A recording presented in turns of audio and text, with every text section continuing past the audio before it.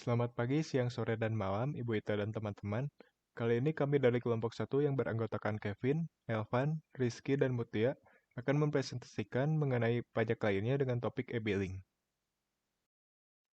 Awal mula e-billing. Perkembangan teknologi informasi di Indonesia telah memicu revolusi digital yang membuat berbagai aspek kehidupan masyarakat menjadi lebih mudah, seperti berbelanja, berbisnis, dan membayar pajak secara online. Pemerintah pun mengikuti tren ini dengan meluncurkan program e-billing pajak sejak 1 Januari 2016. Program ini memerintahkan semua bank persepsi atau bank yang menerima pembayaran pajak untuk mengadopsi e-billing pajak sebagai bagian dari modul penerimaan negara generasi kedua atau MPN G2 dan menghentikan penggunaan sistem MPN G1 atau generasi pertama yang masih menggunakan pembayaran manual dengan surat setoran pajak atau SSP. Alasan lahirnya sistem elektronik. Lahirnya sistem elektronik adalah hasil dari kebutuhan efisiensi serta kemajuan zaman yang semakin berkembang. Selain itu juga terdapat beberapa alasan yang mendukung diciptakannya sistem elektronik. Yang pertama yaitu adanya perkembangan teknologi komputer dan internet dari tahun ke tahun.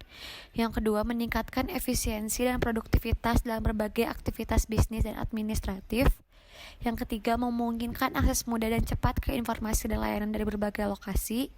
Yang keempat, pengurangan penggunaan kertas yang berlebih.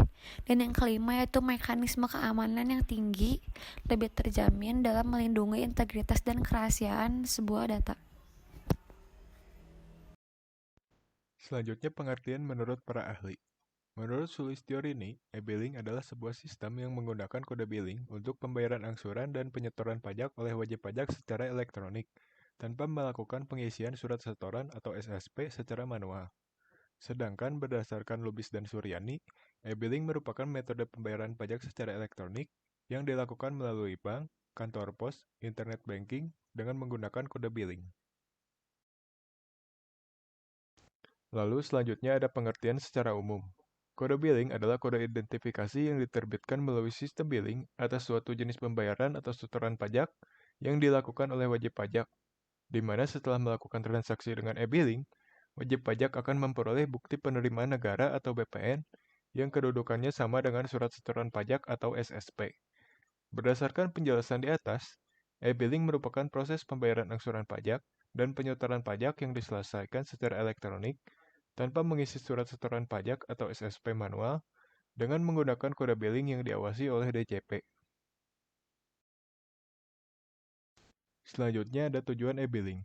E-billing digunakan untuk mempermudah dan memudahkan pembayaran pajak bagi wajib pajak karena menghemat waktu dan mudah, serta dapat dilaksanakan di mana saja. Dengan begitu, pelayanan dapat dilakukan dengan cepat dan baik. Fungsi e-billing pertama, menghasilkan dan mengirimkan tagihan kepada pelanggan untuk membayar pajak secara elektronik. Kedua, otomatisasi proses penagihan yang dapat menghemat waktu dan sumber daya.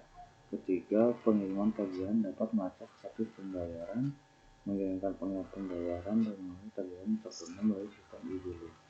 Keempat, dapat mempercepat proses penagihan dan memastikan keakuratan data yang digunakan dalam e-billing, memudahkan pelacakan dan audit transaksi yang dilakukan serta membantu dalam penanganan sengketa atau pertanyaan pelanggan terkait dengan tagihan. Yang terakhir, melindungi informasi sensitif pelanggan dan mencegah akses yang tidak sah terhadap tagihan karena keamanan dan privasi yang lebih tinggi dalam penyampaian dan penyimpanan informasi tagihan. Selanjutnya, penggunaan e-billing. E-billing digunakan oleh wajib pajak dengan membuat kode billing dahulu melalui 7 sarana yang telah diberikan oleh DJP untuk mempermudah wajib pajak dalam melakukan pembayaran pajak. Pembuatan kode billing dilakukan secara mandiri oleh wajib pajak, sehingga kebenaran dan keakuratan data yang diinput menjadi sepenuhnya tanggung jawab wajib pajak. Dengan diberikan keleluasaan dalam akses sistem, maka jika ada kesalahan input data perbedaan antara kas negara dengan maksud wajib pajak, pembenarannya akan dilakukan rekonsiliasi antara wajib pajak, sistem DJP, dan kas negara. Manfaat e-billing. Sistem e-billing dibuat oleh DJP untuk memudahkan wajib pajak dalam melakukan pembayaran pajak dengan meningkatkan efisiensi dan efektivitas dari kegunaan sistem. Adapun efisiensi penggunaan e-billing adalah sebagai berikut. Yang pertama, Transaksi yang dilakukan oleh e-billing real-time tercatat pada kas negara sehingga ada kepastian hukum bagi wajib pajak. Kedua, pembuatan kode billing dan pembayaran pajak dapat dilakukan kapan saja dan di mana saja melalui sarana-sarana yang telah diberikan oleh DJP. Ketiga, meminimalisir kesalahan input data yang dilakukan oleh pihak bank, karena pembayaran yang dilakukan manual dan menggunakan FSP mengharuskan wajib pajak mengisi secara manual lalu pihak bank melakukan input ulang yang telah ditulis oleh wajib pajak, sehingga terkadang ada tulisan yang kurang jelas sehingga mengakibatkan kesalahan input data. Yang keempat, meminimalisir kegiatan rekonsiliasi jika terdapat perbedaan data antar wajib pajak, bank, dan kas negara sehingga dapat menghasilkan hasil audit yang baik. Kelima, sistem e-billing hanya menggunakan jaringan teknologi sehingga tidak membutuhkan banyak tas seperti halnya pembayaran masih dilakukan manual. 6. Lebih efisien dan efektivitas dalam hal waktu dan biaya karena wajib pajak tidak perlu lagi datang ke bank untuk mengantri di bank ataupun kantor pos. 7. Selain efisien dalam waktu dan biaya, e-billing juga memberikan manfaat hemat kertas, karena tidak lagi menggunakan SSP sebanyak 4 lembar untuk pembayaran. Prosedur penggunaan e-billing pembayaran pajak dengan menggunakan e-billing mengharuskan wajib pajak memiliki kode billing yang digunakan sebagai kode terverifikasi dalam pembayaran pajak. Pengaruh e-billing terhadap kepatuhan pajak. Tentu dengan kemudahan yang diberikan melalui penggunaan e-billing ini dapat mempengaruhi peningkatan kepatuhan pajak dikarenakan penagihan tercatat otomatis dan adanya rekaman elektronik ini membuat informasi lebih transparan dan akurat, sehingga tagihan yang didapat oleh wajib pajak pun lebih jelas. Dengan menggunakan sistem elektronik, biaya administrasi pembayar pajak pun berkurang karena pembayar dapat langsung mengisi dan mengirimkan formulir pajak secara online dengan mudah. Pembuatan kode billing. Direktorat Jenderal Pajak menyediakan berbagai cara pembuatan kode billing yang memudahkan wajib pajak dengan harapan dapat meningkatkan penerimaan pajak melalui kepatuhan wajib pajak dalam membayar pajak. Sarana yang dapat dilakukan dalam pembuatan kode billing adalah sebagai berikut. Yang pertama, melalui customer service atau teller bank yang telah ditunjuk oleh Menteri Keuangan untuk menangani e-billing dan kantor pos. Kedua, melalui kling pajak 1500-200. 3. Melalui short message service atau SMS dengan ID billing bintang 141 bintang 500 pagar. 4. Melalui pelayanan billing di kantor pelayanan pajak atau kantor pelayanan penyuluhan dan konsultasi perpajakan secara mandiri. Pembuatan kode billing yang kelima bisa melalui surat setoran elektronik dengan alamat website sse.pajak.go.id dan sse2.pajak.go.id. 6. Bisa melalui internet banking dengan bank persepsi yang telah ditunjuk oleh Kementerian Keuangan dalam melayani pembuatan kode billing. 7. Bisa melalui penyediaan jasa application service provider yaitu pada website online pajak.com. Di slide sebelumnya sudah kami jelaskan mengenai pembuatan kode billing secara langsung, yaitu melalui kantor pos dan melalui teller bank. Dan ini merupakan alternatif lain jika pengguna ingin membuat kode billing secara online, yaitu dengan cara melalui aplikasi DJP online di ssepajak.co.id atau sse2pajak.co.id. Perbedaan SSE dan SSE2 ini terletak pada kepunyaan dari NPWP si pengguna, sehingga pembuatan kode billing ini dapat disesuaikan oleh para pengguna apakah ingin membuat langsung melalui teller bank dan kantor pos atau proses lebih cepat yaitu melalui online. Selanjutnya, setelah kode billing dibuat, kode billing tersebut dapat digunakan untuk pembayaran pajak dengan cara melalui teller bank dan kantor pos, melalui ATM, melalui mini ATM yang terdapat di seluruh KPP dan KP2KP, internet banking, mobile banking, dan melalui agen branches banking. Sebagai bukti pembayaran, wajib pajak akan memperoleh bukti pembayaran yang disebut dengan bukti penerimaan negara, yang kedudukannya sama dengan surat setoran pajak. Jika transaksi pembayaran pajak dilakukan melalui teller, maka dokumen BPN yang diterbitkan merupakan dokumen BPN. Jika transaksi dilakukan melalui ATM, maka bukti transaksi berbentuk struk. Sedangkan apabila pembayaran dilakukan pada internet banking, bukti pembayaran yang diterbitkan adalah bukti pembayaran yang diterbitkan dalam format elektronik yang selanjutnya harus dicetak oleh wajib pajak dalam format PDF. Berikut merupakan lampiran bentuk dari SSP yang terunduh setelah melakukan pembayaran. Pembayaran pajak dengan e-billing tidak hanya bisa menerima mata uang rupiah saja, akan tetapi juga menerima pembayaran pajak dalam dolar Amerika Serikat. Selain itu, kode billing juga memiliki waktu 168 jam atau 7 hari setelah kode billing dibuat untuk berjaga-jaga apabila server down. Selanjutnya akan dijelaskan mengenai informasi tambahan e-billing.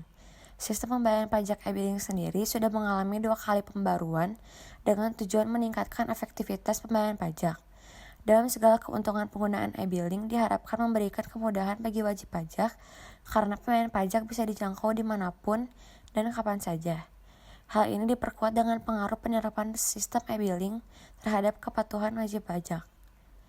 Sistem billing ini menerbitkan sebuah kode billing yang dapat digunakan secara elektronik untuk melakukan pembayaran atau penyetoran penerimaan negara dengan tidak harus menggunakan surat setoran pajak atau SSP manual akan meningkatkan kepatuhan dari si wajib pajak.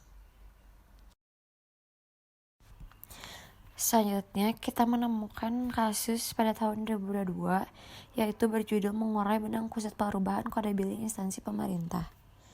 Perubahan subjek pajak pada kode billing PPN atau pajak penjualan atas barang mewah setelah berlakunya Peraturan Menteri Keuangan Nomor 59 PMK 03 Tahun 2022 menimbulkan permasalahan baru bagi sebagian bendahara instansi pemerintah. Bagaikan benang kusut, permasalahan tersebut pun semakin rumit karena kode billing dibuat dengan format lama dan sudah terlanjur dibayar. PMK nomor 59 atau PMK 03 tahun 2022 sebagai perubahan atas PMK nomor 231 atau PMK 03 tahun 2019 merupakan bagian dari paket regulasi yang berisi 14 PMK yang terbit pada akhir Maret 2022 sebagai penyempurnaan berbagai regulasi perpajakan.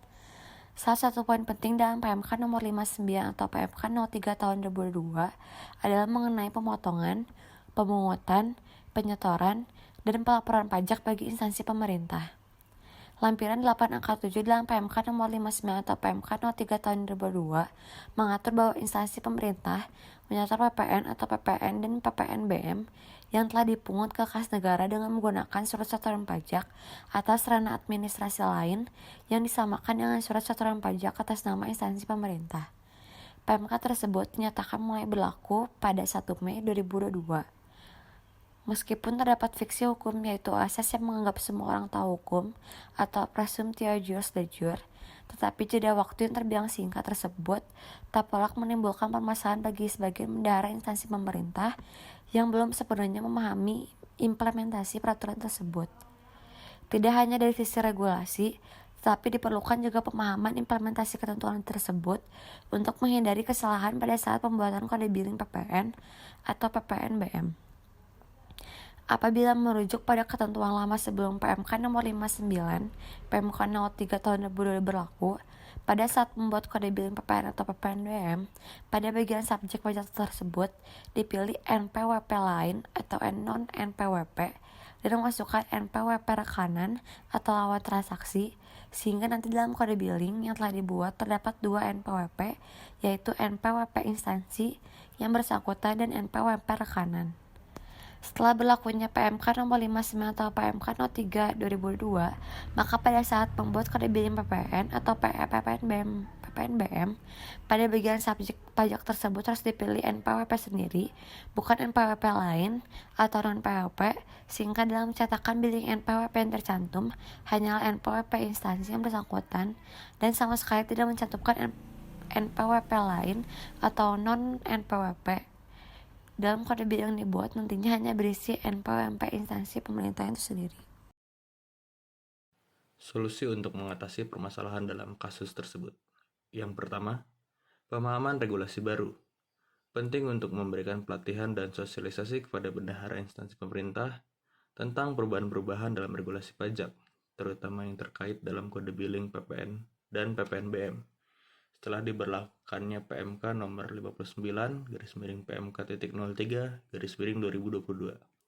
Ini akan membantu mereka memahami persyaratan baru dan menjalankan prosedur dengan benar. Lalu yang kedua, perbaikan kode billing. Bendahara perlu melakukan perbaikan pada kode billing yang sudah dibuat dengan format lama. Ini termasuk mengganti subjek pajak dari NPWP lain atau non-NPWP menjadi NPWP instansi pemerintah itu sendiri, sesuai dengan aturan yang baru. Lalu yang ketiga, layanan IPBK. Memaksimalkan penggunaan layanan IPBK yang disediakan oleh Direktorat Jenderal Pajak untuk mengajukan pemindah bukuan secara daring. Ini akan mengurangi kebutuhan untuk datang ke kantor pelayanan pajak atau KPP secara fisik dan mempercepat proses perbaikan kode billing. Lalu yang keempat, konsultasi pajak. Instansi pemerintah dapat mengkonsultasikan masalah mereka dengan kantor pelayanan pajak setempat atau menggunakan layanan informasi pajak yang tersedia untuk mendapatkan panduan dan bantuan lebih lanjut. Lalu yang kelima, pelatihan lanjutan. Selain pelatihan awal, instansi pemerintah dapat mempertimbangkan pelatihan lanjutan atau bimbingan bagi bendahara untuk memastikan mereka memiliki pemahaman yang mendalam tentang regulasi pajak terbaru. Yang keenam, penerapan ketentuan baru. Pastikan bahwa bendahara mengikuti ketentuan baru yang mengharuskan subjek pajak pada kode billing PPN dan PPNBM harus dipilih sebagai NPWP instansi pemerintah itu sendiri. Penerapan yang tepat akan mencegah masalah di masa depan. Yang ketujuh, pemantauan dan evaluasi. Instansi pemerintah sebaiknya memantau proses perubahan dalam penggunaan kode billing dan melakukan evaluasi berkala untuk memastikan bahwa segala perubahan sudah berjalan dengan baik. Kendala dalam penggunaan e-billing. Selain terdapat banyak manfaat yang ditimbulkan dari sistem e-billing, ada beberapa kendala sistem e-billing belum berjalan maksimal yang berdampak pada kepatuhan wajib pajak dalam penggunakannya. Adapun faktor-faktor yang menyebabkan sistem e-billing belum berjalan maksimal antara lain, yang pertama, kurangnya pemahaman wajib pajak dalam pemahaman sistem pembayaran pajak. Yang kedua, kurangnya sosialisasi yang dilakukan oleh DJP maupun KPP Madya mengenai pengenalan sistem e-billing kepada wajib pajak. Lalu yang ketiga, kurang maksimalnya server atau sering terjadi sistem mengalami down pada situs online untuk mengakses sistem e-billing. Berikut sumber-sumber yang kami jadikan sebagai referensi dalam pembuatan presentasi ini. Sekian presentasi dari kelompok kami. Terima kasih.